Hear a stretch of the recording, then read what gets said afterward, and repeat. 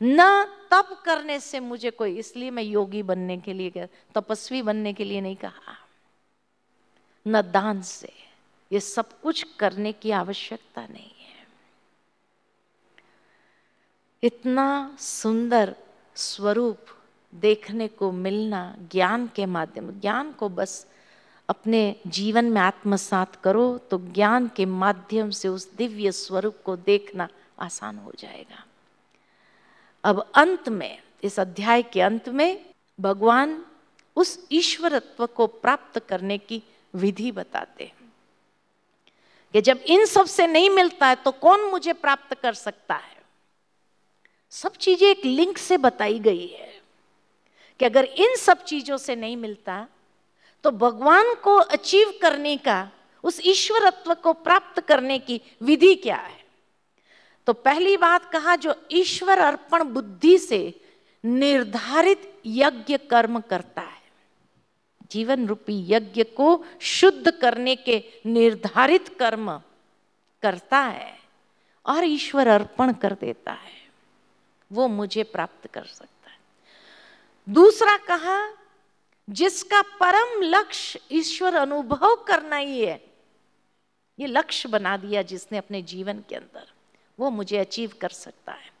तीसरा, जो अनन्य भक्ति भाव, अनन्य भक्ति शब्द को समझना, भक्ति माना पूजा पाठ को भक्ति नहीं कहा जाता है। मीराबाई ने भक्ति की, आज का मनुष्य एक भक्ति कर रहा है, कोई अंतर है? मीराबाई की भक्ति और आज के मनुष्य की भक्ति में कोई अंतर है? आसमान जमीन का अंतर है। हाँ, मीराबाई की भक्ति में क्या था कि मीराबाई ने एक संबंध जोड़ लिया प्रियतम का, और संबंध जोड़ करके उसके प्यार में खो जाती थी, उसके प्यार में लीन हो जाना। ऐसी जो अनन्य भक्ति, अन्य कोई नहीं, उसकी बुद्धि अन्य किसी में नहीं थी, एक में थी। तो ऐसी अनन्य भक्ति भाव जो रखता है वो मुझे प्राप्त करता है।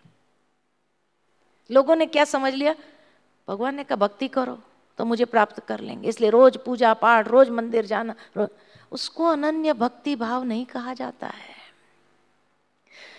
चौथा कहा, जो संग और आसक्ति से रहित हो वो मुझे प्राप्त कर सकता है। आसक्ति, कामनाएं, इच्छाएं, तृष्णाएं, उससे रहित है। और पांचवा, जो संपूर्ण प्राणी मात्र के प्रति वैर भाव से रहित है वो मुझे प्राप्त कर सकता है। क्योंकि ईश्वर के ये क्वालिटीज है, वो निर्वैर है, निष्काम है, वो प्यार का सागर है, इसीलिए उसको वही आत्मा पसंद है और वही उसको प्राप्त कर सकते। अब ये पांचों में से कोई एक लक्षण तो हम सब में होगा ही, तभी तो यहां बैठे हैं। जिनमें ये लक्षण नहीं वो यहां नहीं होते हैं।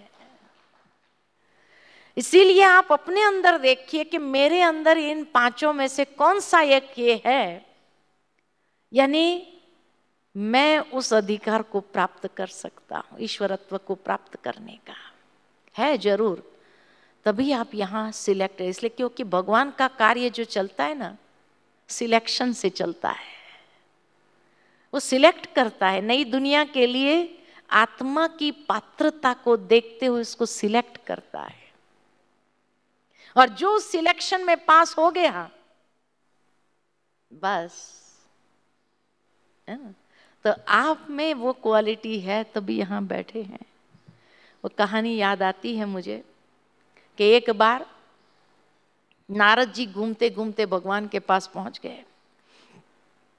भगवान के हाथ में एक डायरी थी, डायरी देख रहे थे। नारद जी ने कहा, भगवान ये क्या देख रहे हो, क्या डायरी है और इसमें क्या ऐसा लिखा है जो आप पन्ने घुमा रहे हो?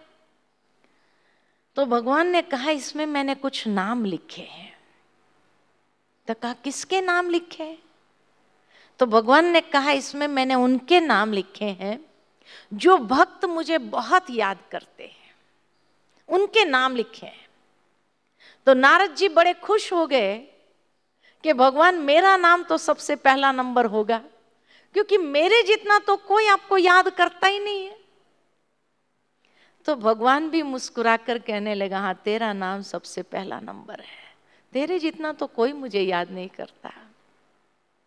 फिर भी नारद जी को तसल्ली नहीं हुई। कहा भगवान मैं डायरी देख सकता हूं? कहा देख लो। देखा खुद का नाम सबसे पहला नंबर था, बड़ा खुश प्रसन्न हो गया। देखने लगा आगे भगवान ने किस किस के नाम लिखे। ढूंढने लगा कि इसमें हनुमान जी का नाम कहाँ है। देखा तो सारी डायरी में हनुमान जी का नाम ही नहीं था। अब नारद जी का तो काम था जलाना, डायरी भगवान को दी, घूमने निकले हनुमान जी को ढूंढने के लिए। देखा तो हनुमान जी एक वृक्ष के नीचे बैठकर भगवान का ध्यान कर रहे थे। नारद जी वहां पहुंचे और कहने लगे ये ढोंग बंद करो। कहा क्यों भाई? कहा अभी मैं भगवान की वो खास डायरी देख करके आया हूं जिसमें भगवान ने उसके नाम लिखे हैं जो उनको बहुत याद करते हैं। और पता है मेरा नाम सबसे पहला नंबर था, और सारी डायरी में आपका तो नाम ही नहीं था। अब हनुमान जी कोई जलने वालों में से थोड़ी थे। उसने कहा मैं डायरी में नाम लिखवाने के लिए थोड़ी उसको याद कर रहा हूं, मैं तो उसके दिल में रहता हूं। अब नारद जी क्या बोलते, वहां से चले, घूमते घूमते फिर भगवान के पास पहुंच गए। तो देखा भगवान एक छोटी सी डायरी देख रहे थे। नारद जी ने देखा ये तो अलग डायरी लग रही है, उस दिन वाली तो नहीं है। पूछा भगवान ये कौन सी डायरी है? तो भगवान ने कहा ये मेरी पर्सनल डायरी है। कहा ये पर्सनल डायरी में क्या लिखा है? तो कहा इसमें भी कुछ नाम लिखे हैं। कहा भगवान किसके नाम लिखे हैं? तो भगवान ने कहा इसमें उनके नाम लिखे हैं जिनको मैं बहुत याद करता हूं। तो कहा आप भी याद करते हैं? कहा क्यों नहीं। तो कहा मैं देख सकता हूं कि आप किसको याद करते हैं? कहा देख लो। तो देखा कि हनुमान जी का नाम सबसे पहला नंबर था, और सारी डायरी में नारद जी का नाम ही नहीं था। भाग्यशाली कौन, जो भगवान को याद करे वो, या जिसको भगवान याद करे वो? जिसको भगवान याद करे वो भाग्यशाली है। आप सबका नाम कौन सी डायरी में पता है? हम भी देख के आए हैं, हम भी देख के आए हैं। आपका नाम कौन सी डायरी में पता है? पर्सनल डायरी में है, पर्सनल डायरी में है। आपको कई बार ब्रह्मा कुमारी भाइयों ने बहनों ने निमंत्रण दिया, चलो माउंट आबू, चलो माउंट आबू, चलो। हर बार आपने क्या कहा? भाई जब ऊपर वाले की मर्जी होगी पहुंच जाएंगे। अभी जो आए हो किसकी मर्जी से आए हो? अपनी मर्जी से या उसकी मर्जी से? उसकी मर्जी से आए ना, तो उसने याद किया तब पहुंचे। तो आपका नाम पर्सनल डायरी में था तब पहुंचे, ठीक है ना। तो भाग्यशाली हुए कि भगवान ने याद किया और आप यहां पहुंचे। लेकिन अब यहां से जाने के बाद वो नारद वाला काम नहीं करना कि जो नहीं पहुंचे उसको ये नहीं कहना कि अरे भाई तुम्हारा तो नाम पर्सनल डायरी में है ही नहीं। ये नहीं करना, कोशिश करना कि उनका नाम भी पर्सनल डायरी में आ जाए। कोशिश ये कर, ये भाव रखना। तो इसीलिए कहा भगवान का जो सारा कारोबार होता है वो सिलेक्शन की बेसिस पर चलता है। जब वो देखता है किसी के अंदर कोई पात्रता है जो उसके मददगार बन सकते हैं उस विशेषता के माध्यम से, तो वो सिलेक्ट कर लेता है, भाग्य बनाने का अवसर देता है।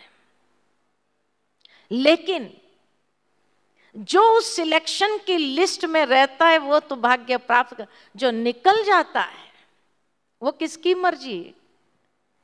यहां से जाने के बाद उसने तो सिलेक्ट कर लिया, यहां तक ले आए, आपको वास्तविकता का परिचय दे दिया। जो भटक रहे थे उनको वास्तविकता का दर्शन करा दिया गीता के माध्यम से। लेकिन अब यहां से जाने के बाद किसकी मर्जी पर चलेंगे?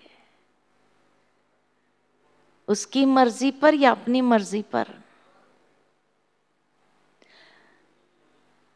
उन्हीं की मर्जी पर चलेंगे। फिर दुनिया ये कहेगी, समाज ये कहेगा, देखा ब्रह्मा कुमारियों में गया, जादू लग गया ना। जादू लग गया। आप लोगों पर जादू लगा कि नहीं लगा? लग गया, लग गया। अरे ज्ञान का जादू ही ऐसा है। कल जादू का खेल देखा ना, तो भगवान का जादू लग गया ना। हाँ हाँ, जो यहां तक नहीं पहुंचे उसको भी यहां तक पहुंचाओ। जो अगर कहते हैं आपको ब्रह्मा कुमारियों का जादू लग गया, कहो ब्रह्मा कुमारियों का जादू नहीं है, ये ईश्वर का जादू है। जिन्होंने आपको सिलेक्ट किया वो कितने भाग्यवान आत्माएं हैं। कोटों में कोई, कोई में भी कोई विरला। आप वो भाग्यशाली आत्मा हो। अब उस भाग्य के को बढ़ाना है या समाप्त करना है, ये किसका चॉइस होगा? वो आपका चॉइस होगा। फिर भगवान को मत कहना कि हे प्रभु तू मुझे भी सिलेक्ट करके तो देखता था, मैं भी कोई कम थोड़ी था। अब सिलेक्शन की लिस्ट में आ गए, अब रहना है नहीं रहना ही आपकी मर्जी होगी। फिर भगवान को दोष नहीं देना। इसलिए कहा कि संग दोष से अलग रहकर, क्योंकि वो संग आपको बहुत कुछ बातें कहेंगे, जादू लग गया, दिमाग खराब हो गया, बहुत कुछ कहेंगे। हमें भी बहुत कुछ कहा था जब हमने जोड़ा था, तभी भी हमें भी बहुत कुछ सुनने को मिला था, आपको भी मिलेगा सुनने को। लेकिन कहेंगे पागल हो गया। पागल तो हो ही गए। पागल जिसने गल को पा लिया वो कौन हुए? वो कौन हुए? है कि नहीं? तो इसीलिए जिसने गल को, यानी रहस्यमय गल को पा लिया, उसके जैसा भाग्यशाली कोई नहीं। उनको कहो हाँ, हमने तो रहस्यमय बात को पा लिया। आप भी पा करके देखो तो आपको पता चलेगा कि ये सुख क्या होता है। तो संग दोष से अलग रहकर जब आप अनन्य चिंतन में लगते हैं, निर्धारित यज्ञ की क्रिया में प्रवृत्त होते हैं, उसी समय राग द्वेष, परीक्षा आएगी यहां से जाने के बाद, राग द्वेष काम क्रोध इत्यादि दुर्जय शत्रु बाधा के रूप में आ जाते हैं। उनसे पार पाना ही तो सच्चा युद्ध है, जो युद्ध करना है। अभी परीक्षाएं भी आएगी। यहां तो कहना आसान होता है, लेकिन जब यहां से जाएंगे तब परीक्षा भी आएंगी। कसौटी तो लेगा ना कि भाई वहां तो बड़ी बड़ी बातें करके आया, अभी देखे कि वो पात्रता है भी या नहीं है।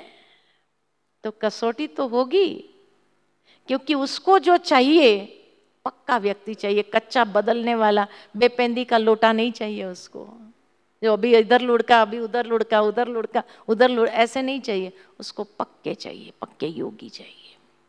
तो इसीलिए इस अध्याय के अंत में ये बात कही भगवान ने। तो इसीलिए महान महान सौभाग्यशाली आप हो।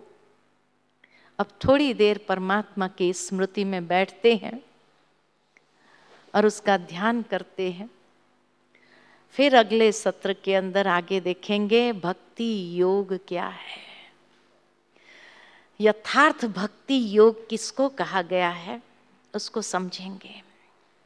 अभी 2 मिनट परमात्मा स्मृति में अंतर चक्षु से उस दिव्य स्वरूप का ध्यान करिए, उस दिव्य स्वरूप को देखिए। बहुत सुंदर स्वरूप